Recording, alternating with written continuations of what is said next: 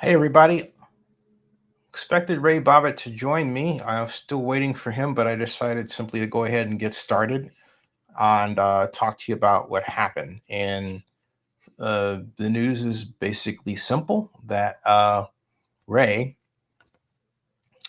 after some negotiation, succeeded in gaining the approval of the Oakland Athletics in the purchase of what was their share of the Oakland-Alameda County Coliseum, and it's a real milestone. It's a very much so. So it happened on Thursday, where they completed what was called an acquisition agreement, and the total sale price is $125 million. And the only step from this point um, is an approval from Alameda County, and that's it. So and of course, the Alameda still has say over the property's future. And but once the entire it's a different deal because it's not a straight purchase. In other words, if it were a straight purchase, the monies would have been in escrow. And hold on a second, let me straighten out something with Ray because he says it's not letting him on. Hold on a second. Let me try this.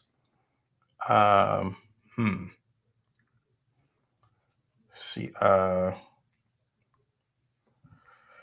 right, I'm gonna call you.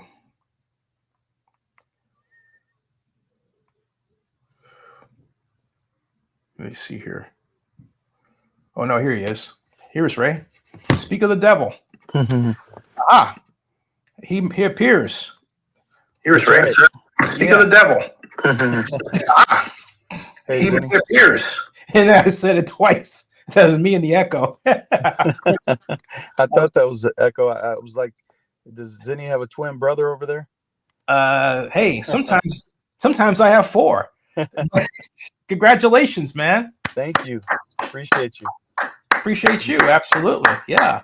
So hey, tell us. I was at the point where I was explaining there was an acquisition agreement, but then as you and I discussed off camera, and you were saying that the deal is different because, of course, you don't have a straight owner of a property of a public entity, and under California laws, and so normally the money would go into escrow, but this is an entirely different situation. So pick up from there. And first of all, congratulations, you did it. I don't know if you noticed this, but I made this photograph that very pointedly said Ray Bobbitt did it. That's at the front. Oh, thank you.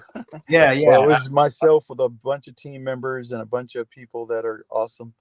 And yeah, but you know how they made you the target when everything goes wrong, right? Yep. So that's true.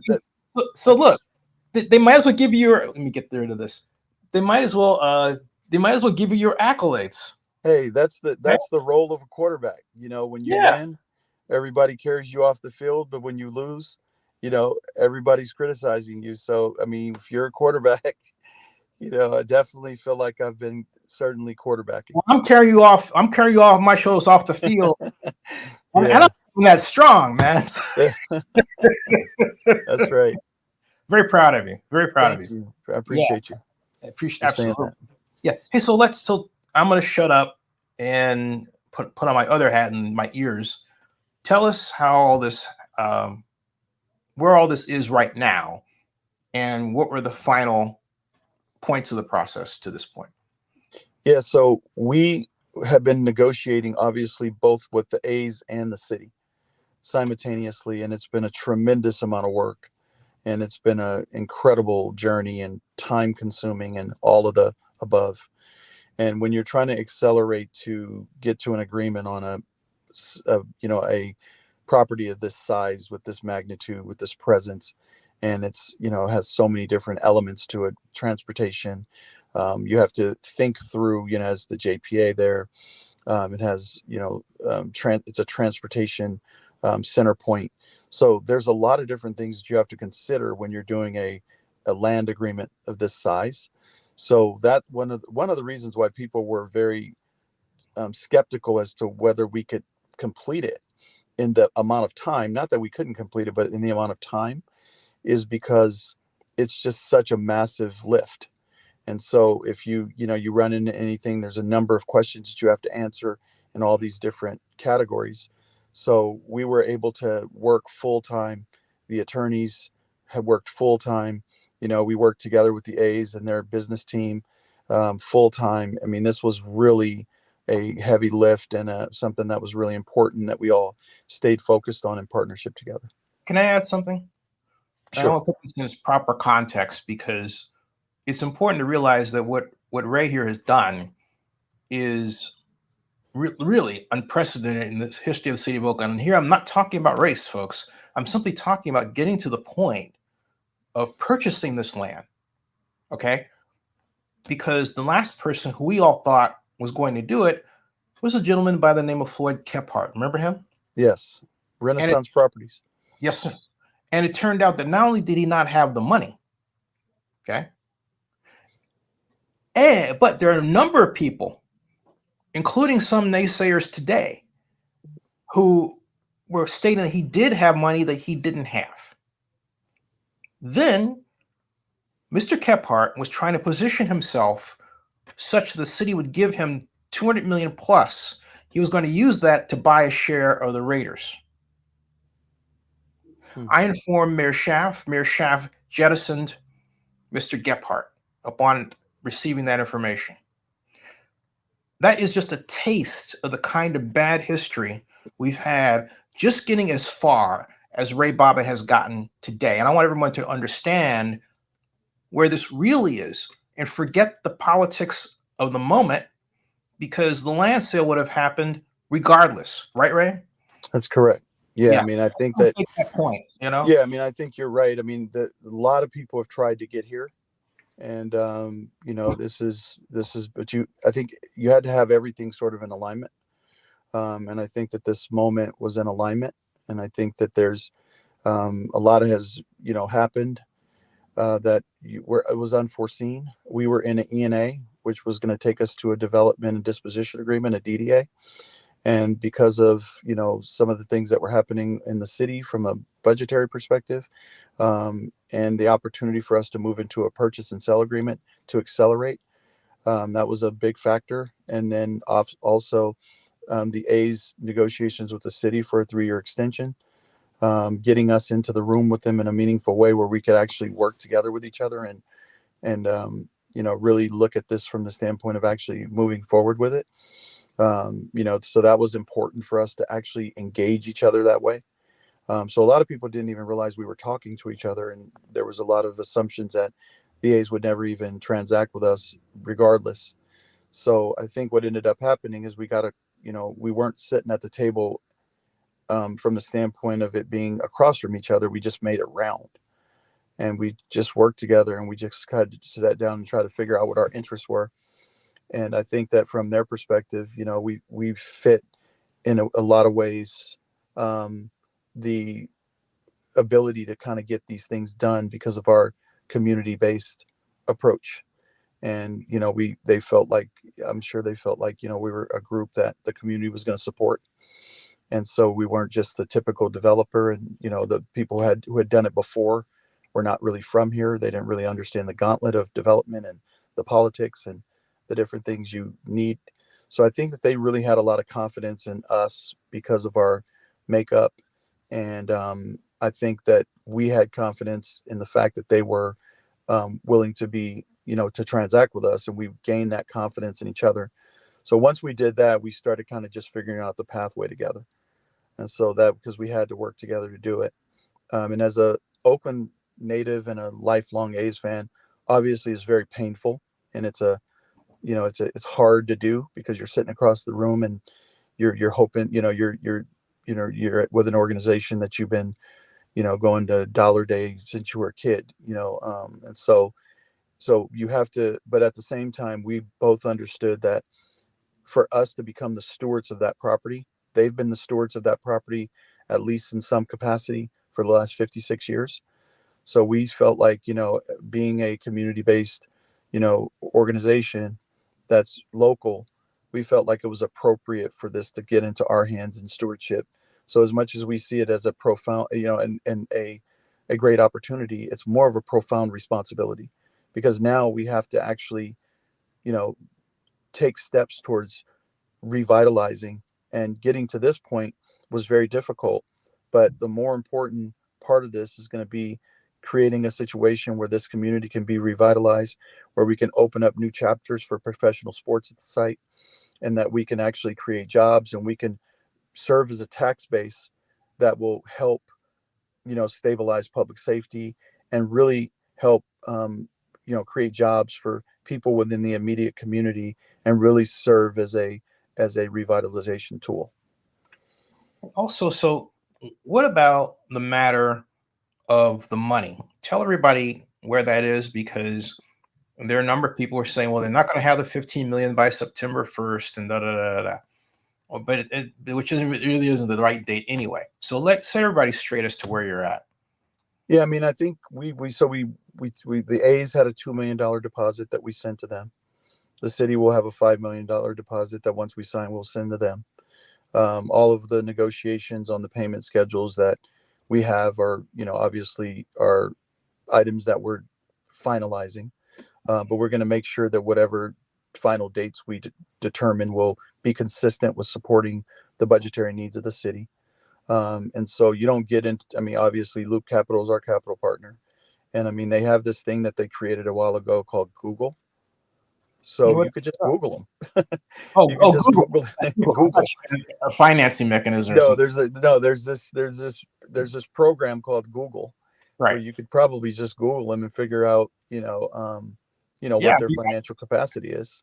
I've So used I it mean, and since so I mean, it's 1998. kind of a, it's yeah, and it's you're dealing with municipalities, you're dealing with a sophisticated business organization, on the other side. So they're obviously going to have vetting tools and vehicles in place to make sure that, the things that they need in order to complete a transaction like this are already available.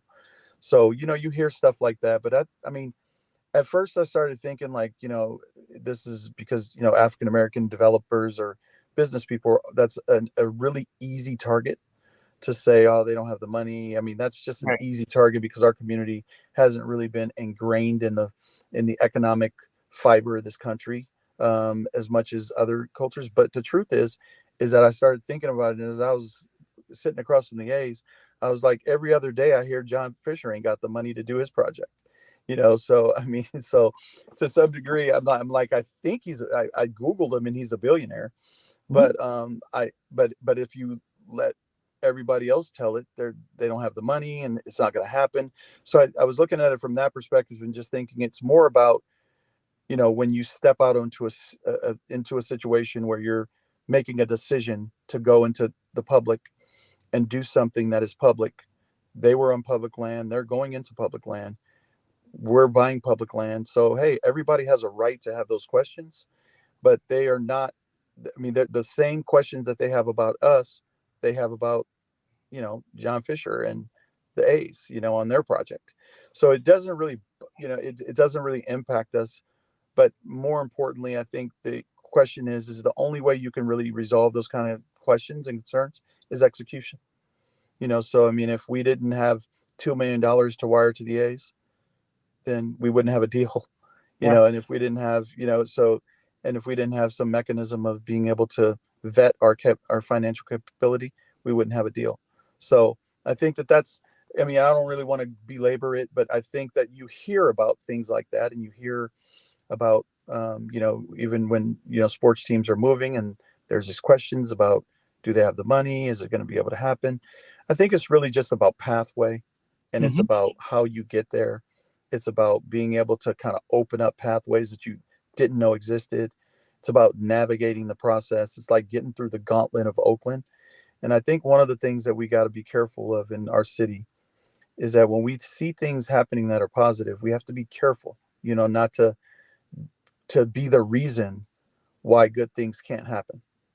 Yeah. And so Crack it's wall just, system. yeah, I mean, it's really, you got to be careful because, it's to, we had three iconic sports franchises, and and I think we're all have a lot of pain over them leaving. We can debate all day about whose fault it was, but at the end of the day, they're going to all be gone after September 26th. And so I think here, instead of talking about what our capability are, what the city's capability is, or their decision making, we should be the thing that's the most disturbing to me to some degree is we should be celebrating the historic opportunity that an African American led organization has to Yep. have the largest transfer of public land to an African American group in the history of our country. Yep. But instead, we're kind of answering questions on social media that don't seem that, just seem Right. like they're more designed to be, to kind of hurt the process rather than be celebrating it. And I want to get to that because you can't, in my view, talk about this without crediting the mayor. And because the mayor apparently trusted AASEG enough and Loop Capital enough to be able to make this step. And I'm curious to know, how did that part of the story start? Because I never heard or read about exactly how that started. Whose idea was it to move this forward? I mean, I think it just became, we had already been negotiating for 18 months. Mm-hmm. We had already been working with the city. And that's the one thing is sometimes I think people think that this is like something that's brand new. We were in the ENA, in January of 2023. Mm-hmm. And so and our goal in the ENA was to get to a purchase. So that was the objective. And so we were already in that process. So we were already in a position where we would have had a right to, to detour and pivot towards a purchase and sale agreement at any time. So, but a development and disposition agreement just takes a lot longer. So if we felt like the circumstances were available for us, we could pivot. And I think a lot of people try to tie the decision to the budget, but ultimately, it's not the budget. It was the A's opening up it was the A's unlocking the opportunity, because there was nothing we could have done in our DDA or our ENA if the A's weren't willing to. We couldn't even go into the planning commission and file for a permit, because you would have had the authorization of both sides, and the county and the city, there was never an opportunity to do that. And if we bought the city's interest, so reason why we went into an ENA and a DDA, because it's longer, and we felt like we would have an opportunity to see what was going to happen with the A's, because we knew that they were going to be leaving the Coliseum site because they said so publicly. They didn't feel like the Coliseum site fit the model for MLB. They like waterfront and downtown. So we knew that the Coliseum would become available. The question is that could we transact with them? And so I think the focus on this budgetary process and sort of tying our decision into the budget, because if you're not involved in the transaction and you're not involved in the process, it could appear that way. Mm-hmm. But really, the transaction that was the most critical was the A's transaction, because once you get the A's transacted, then all of a sudden you're working with the city.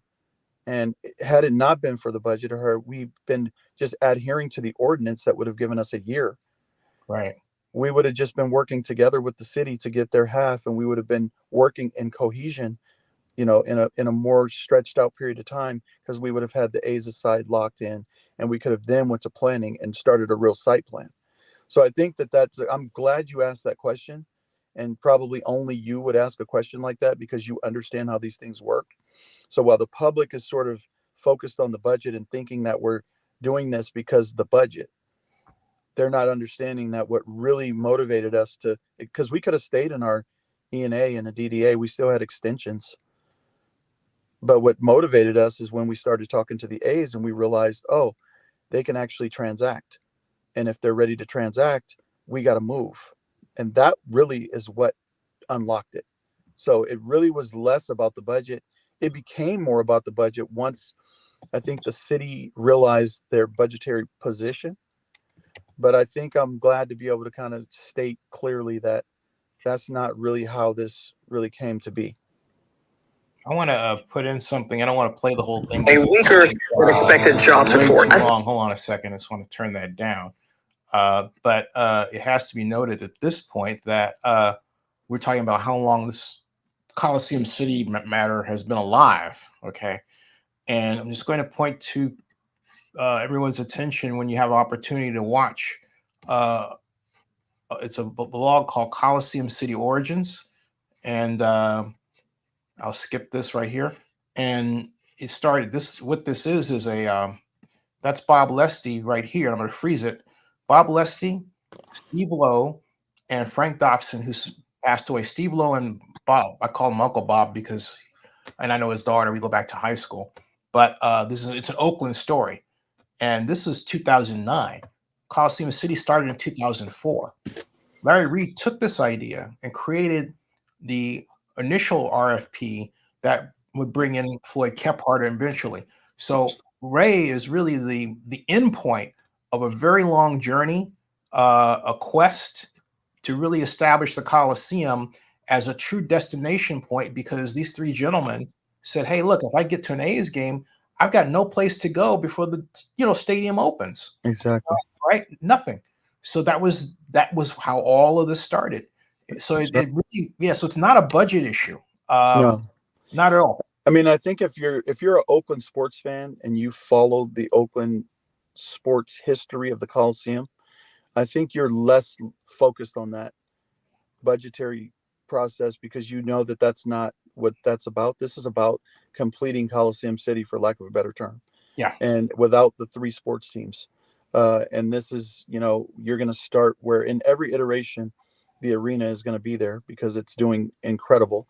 I think people probably don't know that since the Warriors left and the arena picked up the 41 additional days, that they catapulted into the top 10 in ASM's properties of the 350 they manage. And so the entertainment capacity and capability at the arena is a great barometer to understand that people still love coming to that site to be entertained. Sold out shows, sold out concerts. When we got the Warriors dates back, we started doing more Disney on Ice, more Celine Dion, more Anita Baker. And now people just can't get enough of the site because of the great, rich transportation infrastructure. So, this is this is really about that. This is about completing something that really was started a long time ago. The Coliseum specific plan, it really accounts for that. And I think you can trace back the ability to get to this position when, you got the 10-year lease with the A's, just how the different sports teams didn't see a way to coexist on the site. But if you followed it closely enough and you've been around it enough, I'm just so glad that you asked that question, because I think the Oakland sports fans are going, exactly. You guys, the people just in the general public who are either supportive or critical could be talking about the budget, but the sports fans in Oakland are really talking about unlocking the ability for the A's. And because the A's were going to leave the Coliseum site regardless, they were either going to go where they're going now. And I don't say the name of that place because it took my football team, but I'll call it the desert. So we're going to go there, or they were going to go to Howard Terminal. So we were always just kind of waiting for the opportunity for that last shoe to fall. And that's why we got into an ENA with a longer period of time, because we knew if we just waited and waited and waited, that's why you never heard us say bad things about the A's. And, because we knew that at some point we'd have to transact with them. Yeah. And we've worked together with them pretty effectively. I want to point out one other thing regarding the backstory here too, that's important. And it's this: that man is Chris DeBenedetti. And currently he's been a critic of deals like this. But Chris was the chairperson, right? The chairperson of Ron Dellum's Sports and Entertainment Task Force, specifically discussing Coliseum City. So he played a role in trying to advance this as much, and he won't tell that story. So if Chris starts talking again, and others, there are a number of people in this room who should be applauding you. Okay, that's to be noted. We have to right set the history here. before it's too late. We have to get out ahead of it, because you're right. This should be a celebration for the city. We finally got to this point, a point where, and I think the other part of the naysayer part is we have made naysaying a habit because we're so used to failure. Right. The other part. I think Ray, you there, Ray? I think he'll be back. Something's happening. I don't know what's happening, folks. But at any rate, while he's there, I'm going to bring up the screen I mentioned. This is De Benedetti talking. Oh, here he's back. We got him back. We got him back. There he is. So I just wanted to expand on that point, though. Sure. Like, we have to pay homage in this moment to all the people who like really are part of the Oakland sports, ecosystem. Mm-hmm. Like, if we want to get involved in the Olympics in 2028, we got to go back to bringing the Super Bowl to Oakland. There's a guy that I'm sitting in front of who probably came the closest to ever accomplishing that. It would have been the first time that we had a major event of that magnitude. There's no reason why we can't participate. Go ahead. I'm the only person in Oakland's history who even ever wrote a bid to do so. Right. Right. So thank you. Yeah. What I'm saying is that, we have the ability now to do a lot of the things that a lot of us wanted to do, and the sports teams were there, and we were happy to have them there. But when you start talking about writing the next chapter of the site, we missed the World Cup. We missed a lot of different scenarios where we could have really been front and center on. And I think that ultimately we have the only shovel-ready site to build professional sports stadiums. And they are contemplated in the specific plan. And so, but even beyond that, even just beyond looking at that, we have to think like Super Bowl Oakland thought. And we have to think about, what is the highest and best use. So people like you who've been in this ecosystem that people may not even know you did that. I'm bringing it up because you brought up Chris De Benedetti, who I have a lot of respect for. And I know a lot of the people who, have been just involved in this from the beginning. And, so I just want to, when you're having a conversation about that site and the community around it, it's just interesting to see how the confusion around the budget has really made absent the point of this historical agreement between the Oakland Athletics and an Oakland-based group. The Oakland sports having somebody with Oakland sports background and having an interest in sports staying in Oakland, coming back to Oakland. So it's not like it got sold to a large industrial entity that was going to, have it be a center point for Amazon, and they were going to use it as a transfer point or something like that. Or, it's set for industrial uses. It's set for a multitude of uses.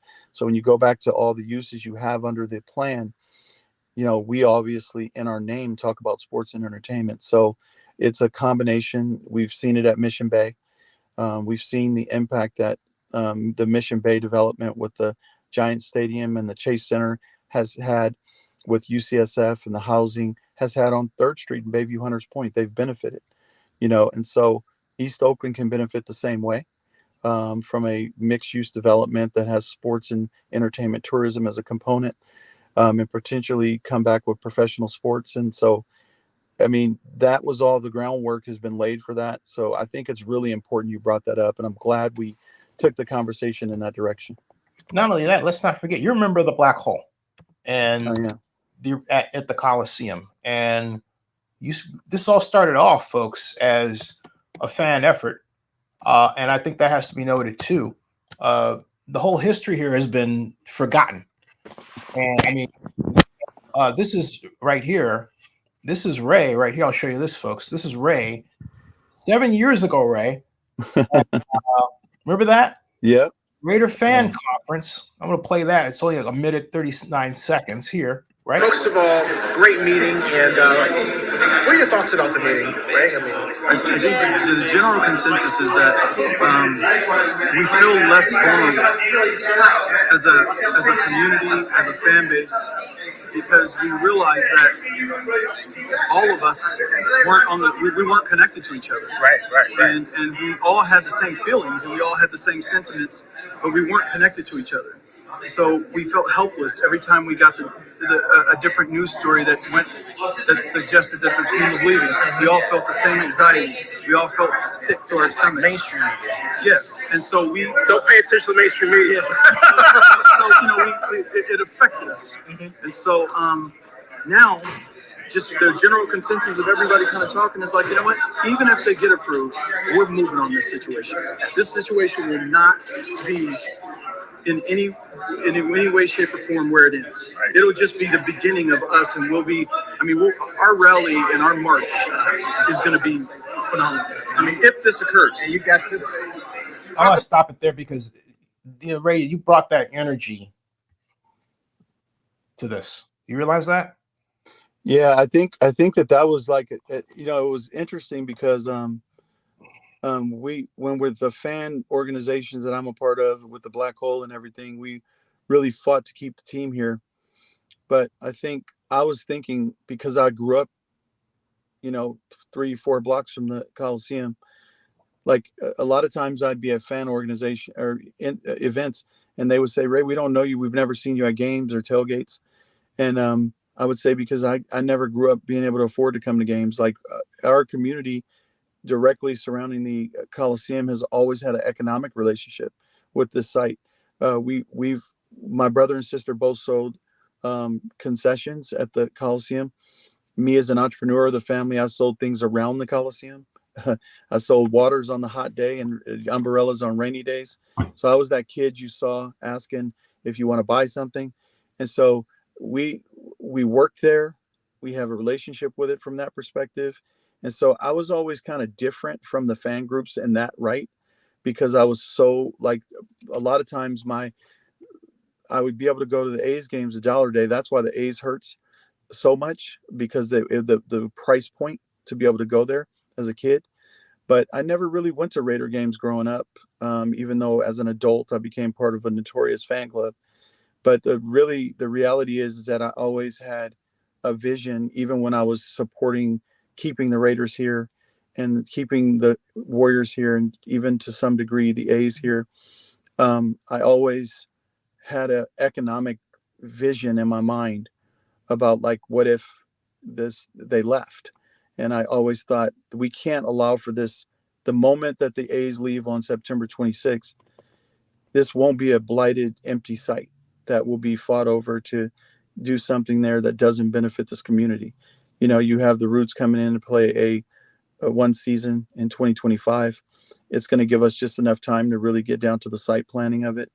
And so we're here to really revitalize East Oakland and the area, and really be in a position where we can create jobs for people and have a huge impact, and be the vehicle that's going to bring back the Hegenberger corridor and allow it to expand, but even in the other direction. So we're really excited about that. And I just want to say that I always had in the back of my mind, just because of where I was raised, that this is an economic opportunity for our community, not only a sports opportunity.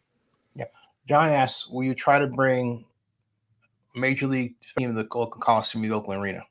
100%. I mean, we will definitely work. I mean, I think now that we have, the thing that's been interesting about the sports leagues, I think they always wanted it in private hands. I think it would have been easier, because when you have the municipalities running it, especially the city and the county, where they don't always see eye to eye. So I think to have it in one entity's hands that's private, I think that the sports leagues are going to be a lot more attracted to it, because I think that they're going to understand that things can move in an expeditious manner that won't necessarily require the approval from the different municipalities that they have worked with over the years.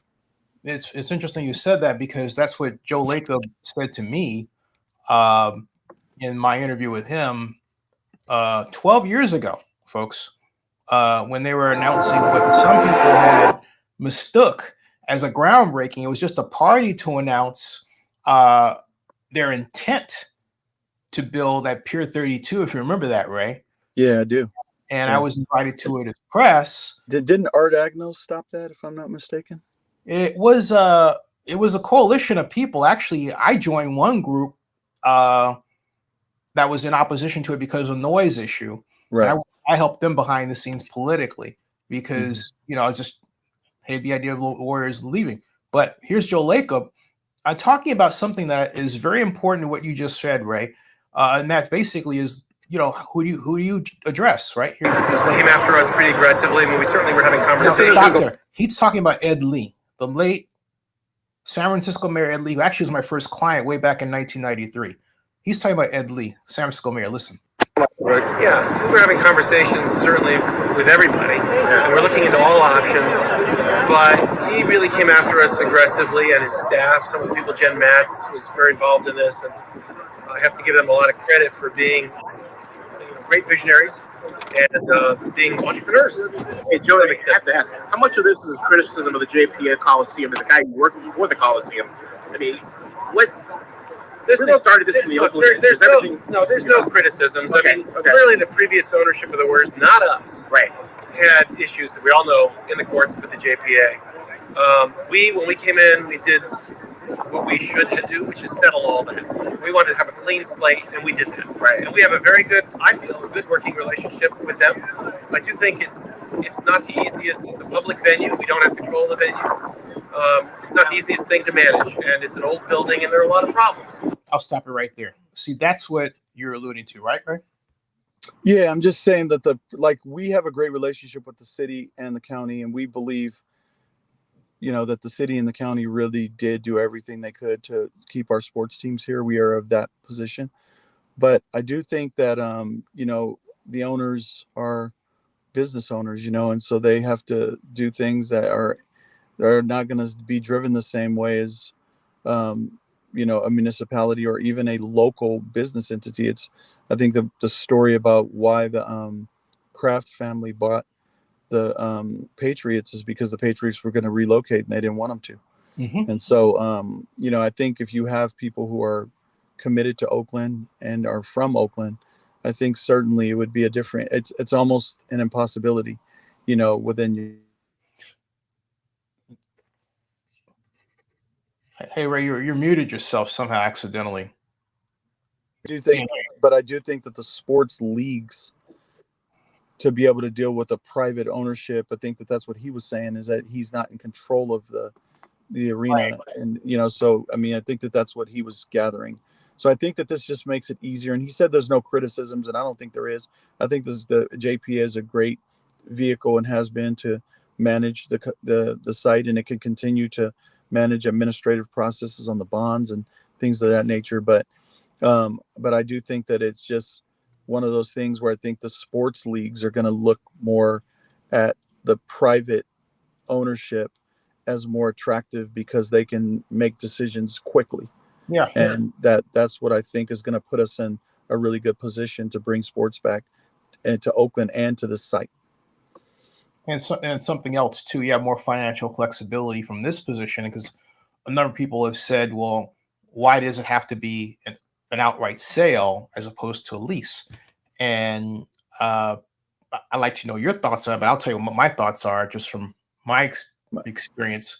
And it's very simple.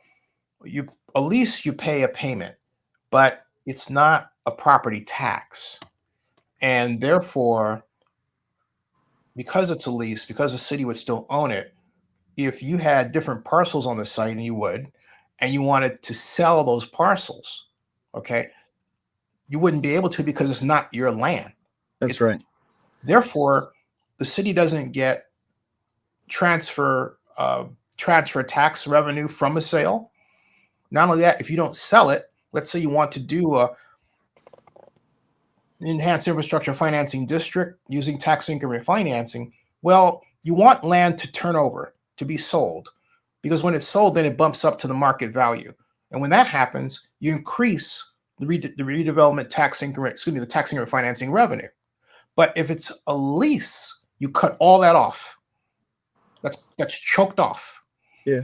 Okay. I think I don't understand that. And I don't know who came up with this lease point anyway, as maybe they thought maybe it was going to be some sort of poison pill to stop your project. When I first heard it, I thought these folks really don't understand how this works. Go ahead, Ray. Yeah, I mean, I think that first and foremost, what we had to tell people who were sort of the pushing for the public land for public good and the lease versus sell option is that the when the county made the decision to sell the site to their half to the A's, it's no longer public property, and there's no way for us to require that a entity that owns something, like, how would a lease even work? We can't lease something that we don't own from somebody who owns it. So I mean, it killed that process, first of all. Second of all, just we know that the the, the site has been subsidized by the city and the county for years to the tune of $3 to $12 million at times a year. And so it really took right out of the general fund. And you hear people arguing about the budget about this sale. It's actually going to save the city money. Yep. And more importantly, the transfer tax immediately. And then the property tax is, I mean, right now there's no property tax because there's an exemption on both municipalities. So and then you're talking about, dividing. Your sound, right? That there you go. Stop. Right. Still, yeah. That's interesting. So if you're talking about subdividing the space up into multiple development pads, you're going to generate tax base for every one of those. And so I think that I mean, to just be clear, our position is that we were open to, we obviously needed to purchase the site for these bunch of different reasons. So I hope this is helpful, because a lot of people don't have the information you have. They don't have the information that I have. And so they're just looking at it from what they might hear on, from whatever source that they hear it from. But I think if they were to have the information in front of them and saw it, they would understand how the community was actually benefiting from this purchase. And also, folks, I would remind everybody that Oakland has not used tax increment financing at all since it was reintroduced to the public September 21st, 29th, excuse me, of 2014. And meanwhile, we have municipalities throughout the country that are using tax increment financing to do things like, for example, build new houses in Missoula, Michigan, sell them $250,000 a pop, and at a rate below what it costs to build them, because they use tax increment financing. Right. That's going on. That happened last year in that city. There are a number of innovative uses of tax increment financing that Oakland has not even paid attention to, hasn't even considered, hasn't done yet. We really sat on it. Yeah. And so now we have an opportunity to really bring home the positive use of tax increment financing to Oakland. No, right? I agree. I mean, yeah, 100%. I think you pushed for it to be presented publicly at the JPA. They did a great presentation on it. I watched it. It's a great concept if it's done correctly and people understand it correctly. And so just, happy to know that, that is available as a prospect and really a vehicle, because it can really be extremely helpful, especially something like this magnitude, when it starts to go vertical.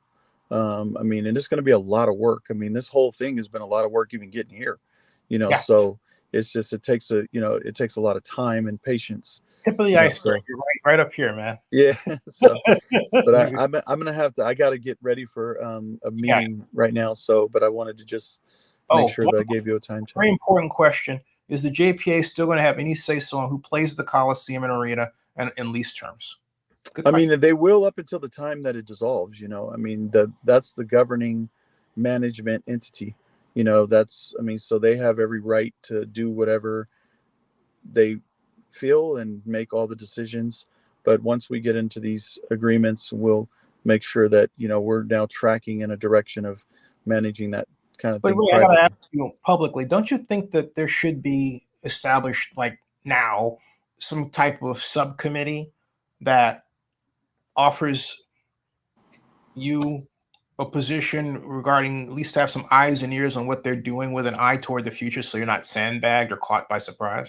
Yeah, I mean, I think you recommended that, and it got put on the Yeah. JPA agenda as a sports commission, I think it was called. Yep. And so I'm not sure where they are with it. I know that they were trying to do it in a very specific amount of time, to make sure that it had a nice runway until the bonds defease. But I think that would be good, because as we kind of plan, what kind of sports will we have? Like cricket wanted to come to the Coliseum because when the World Cup of cricket was happening in the U.S., we missed it because the A's, it would have been a scheduling issue with them apparently. But the reason why they were so big on Oakland is because our foul territory is so big that it actually fits the metrics for cricket. And so no other, I mean, we hate the foul territory at A's games because, pop-ups end up, just foul balls end up as outs. But for cricket, they were like, well, notoriously we don't like the A's foul territory, but cricket, they thought, wow, this is actually fits perfectly. And if you just think about that as a different game, that could bring fans from all over. Oh yeah.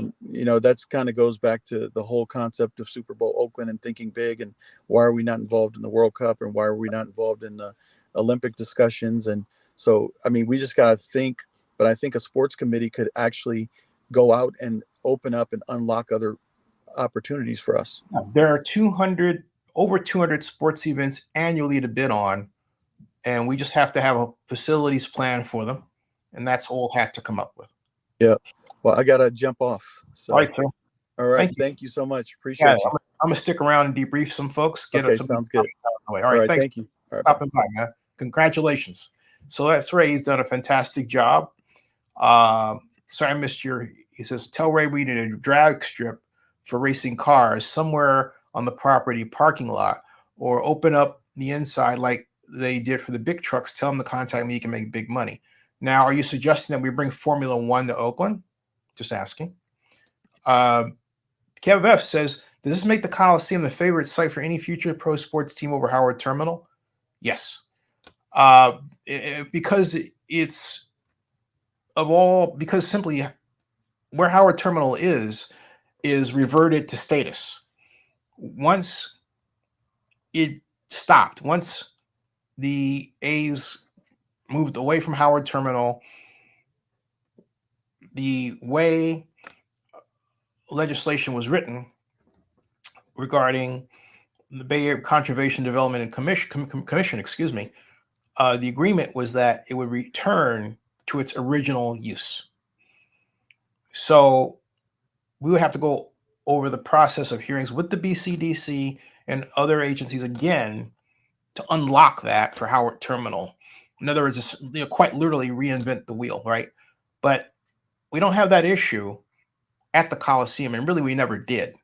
Because of the Coliseum's place, you don't have to get the Bay Conservation Development Commission's agreement.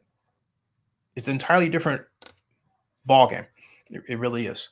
So I'm going to leave it right there. I'm going to come back with more later on this. But I want to emphasize how big a deal this is. This is an enormous deal. Congratulate Ray Bobbitt for what he's done. He did something that no other person in Oakland's history has done. That includes Floyd Kephart. That includes the Prince of Dubai, and that debacle under Oakland Mayor Gene Kwan. We've had a lot of missteps. That also includes Mayor Schaaf failing to sell the property to the National Football League. Yeah, the National Football League wanted to own the property that Ray Bobbitt's group now owns. All right? Ed Grubman said that he offered it for a nominal fee. Eric Grubman, excuse me. And Eric Grubman said that to me on camera in, I believe it was 2015. Nominal means, they're not going to break the bank. Okay. But as to what that would be, it wasn't like $1 or anything like that. But they truly were interested in developing it. And they were very disappointed that the mayor wouldn't even, do a deal. I'm talking about Mayor Schaaf. So this has come a long way. There have been a lot of missteps that have come to define the history of Oakland as a can't-do city that can't get things done. And here's an example of a group that focused. And I want to talk about also Breen Dixon and the lawsuit group that he headed up, and express, how much they should be applauded for getting this as far as it got. I know they didn't like what Ray did. I've talked about it, but the bottom line also is that Ray had said, both privately and publicly, that he didn't want to keep arguing. He needed to move forward, and he had managed to establish Loop Capital as a partner early on, and was really eager to get this done. And that has to be. I'm not saying that Breen wasn't. He was, but the bottom line was that at some point in any process, you have to learn to fish and cut bait on what you want for the greater good of achieving the objective. And that didn't happen. It didn't. Now, did Ray handle that part of it well? No, by his own admission. Okay. But he also had established Loop Capital to a point where they were able to help him advance. And as I said privately to Breen, I said, you should go talk to Ray, because you don't want to be in a position of on the outside looking in when he achieves success. And right now, he's about to do that. And that's just a fact. Okay. So they had ample time to say, you know what, let's start all over. We want to be a part of this. We want to help you. We all want to get on the track of where we were initially. Let's move forward. But he didn't want to do that. And that's really unfortunate. And I cry for him. And, but it's not like, hey, he's alive. He can always say, you know what, I want to come back in. Why not? That's not, of course, not my call. It's between the two of them. But the court situation's gone. Apparently they tried to say that they didn't have any type of understanding that this was going to be an arbitration matter they negotiated, and yet there's a video of them talking about this and agreeing and signing those documents. A video that I guess they didn't think existed or forgot existed or whatever. So how they handled this was really, really sad. Really, really was. And so, yeah, we have to move forward. We can't just say, oh, well, I don't like that this deal went through because of the mayor. Look, the mayor's problems have nothing to do with this at all. And the mayor did make the right call. Like it or not, she did. She pushed it forward, and she gave a can-do group a chance to do. And that's what they're doing. I mean, that's it. We have to acknowledge when something is working and say, this is good. And then let's figure out how to make it work better. We need to evolve to that place. Oakland has too many decades of crab barrel generated failure. And when I say crab barrel, I'm saying there's always somebody around that wants to pull you down and figure out what you didn't do, even if it's not true. That has to stop. And I'll leave it at that. All right. Subscribe to Zennie62 on YouTube. Bookmark OaklandNewsOnline.com and NFL News by Zennie62.com. That ends the stream.